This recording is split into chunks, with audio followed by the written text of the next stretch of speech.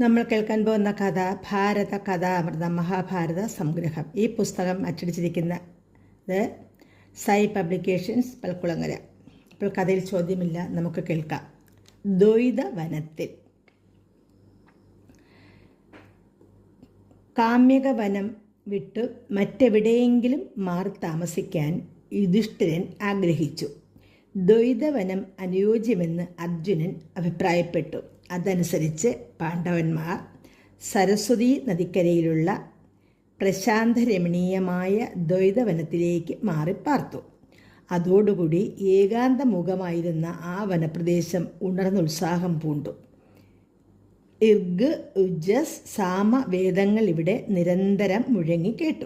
ഒപ്പം നടക്കുന്ന ഞാണുലയും അങ്ങനെ ബ്രഹ്മക്ഷത്ര തേജസ്സുകളുടെ സംയുക്ത ശബ്ദം മഹാവനത്തിലെങ്ങും മാറ്റലി കൊണ്ടു.